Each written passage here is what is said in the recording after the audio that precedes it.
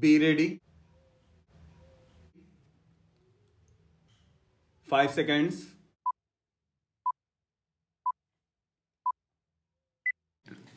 Start. Undoubtedly, it has some substance, but a vague statement that we stand for peace and freedom by itself has no particular meaning because every country is prepared to say the same thing, whether it means it or not. What then do we stand for? Well, you have to develop this argument in the economic field. As it happens today, in spite of the fact that we have been for some time in authority as a government, I regret that we have not produced any constructive economic scheme or economic policy so far. Again, my excuse is that we have been going through such amazing times which have taken up all our energy and attention that it was difficult to do so. Nevertheless, we shall have to do so, and when we do so, that will govern our foreign policy more than all the speeches in this house. We have sought to avoid foreign entanglements by not joining one bloc or the other. The natural result has been that neither of these big blocs looks on us with favor. They think that we are undependable because we cannot be made to vote this or that way. Last year, when our delegation went to the United Nations, it was the first time that a more or less independent delegation went from India. It was looked at a little distance. They did not know what it was going to do when they found that we acted according to our own will. They did not like. We were unpopular last year at the United Nations. I do not mean individually, but in regard to our policy. They could not quite make out what we were or what we were aiming at. There was a suspicion in the minds of the first group that we were really allied to the other group. In secret, thought we were trying to hide the fact, and the other group thought that we were allied to the first group in secret, though we were trying to hide the fact. This year there was a slight change in this attitude. We did many things which both the groups disliked, but the comprehension came to them that we were not really allied to either group, that we were trying to act according to our own rights and according to the merits of this dispute as they seemed to us. I have no doubt that fairly soon, in the course of 2 or 3 years, the world will find this attitude justified, and that India will not only be respected by the major protagonists in the struggle for power, but a large number of the smaller nations, which today are rather helpless, will probably look to India more than to other countries for a lead in such matters. May I, in this connection, say that during this last session of the United Nations General Assembly, many very difficult and very controversial issues were raised, and our delegation had to face extraordinarily intricate situations. I should like to pay a tribute to our delegation, especially to the leader of the delegation.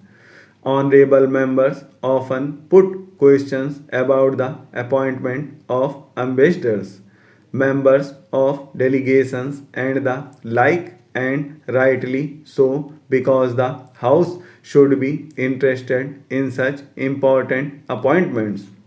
May I say to the House that nothing is more difficult than to make these appointments, because they are not just appointments of able persons but appointments of particular persons to particular place where they may fit in, which is an extraordinarily difficult thing.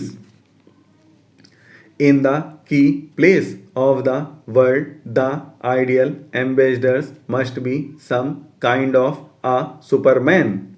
It is so difficult now not only to understand the intricacies but to remain friends and everybody and yet to advance your cause. After all, we have in the past discussed foreign affairs from the outside in other assemblies, or here perhaps in a rather academic way, rather as in a college debating society.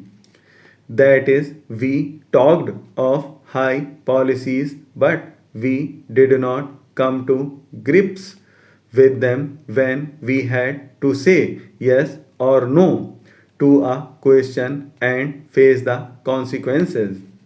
If the House will forgive my saying so, even in today's debate, many of the speeches were of an academic kind, which did not take into account the vital questions which concerns the world today, which may mean peace or war. But when the House does have to face the question and take a decision which may lead to war or peace, when one comes face to face with realities, one cannot rely merely on idealistic principles. Foreign affairs are utterly realistic today. A false step, a false phrase make all the difference. It is against this background that I should like the House to consider international affairs. We have to get over the notion that it is merely some naughty men playing about and quarreling with one another. Some statesmen in America, France, and the British imperialism lurking behind the curtain in the distance. Mr. Deputy Chairman, Sir, I support the address made by the President before the members of both the houses. It consists of matters relating to all-round progress of India, maintaining unity and integrity of the country, honor of the women, providing a boost to agriculture and removal of the shortage of pulses. First, I would like to speak on agriculture. After the nationalization of banks, farmers had set up tube wells and irrigated their land. With the availability of irrigation facilities, good seeds, and good quality fertilizers, the agricultural production has increased just now. It was stated in the House that when our population was 40 crores, we used to import food grains from abroad. But with the rise in population, our stock of food grains has also increased. For this, all the credit goes to our Prime Minister. During his regime, farmers were sanctioned loans and all facilities were made available to them. Farmers worked very hard and increased the production of food grains. At present, there is a little shortage of pulses. The president has said in his address that rupees 50 crores have been earmarked for increasing the production of pulses so that production of pulses may increase and their rates might be reduced and the consumers may be able to get them at lower prices.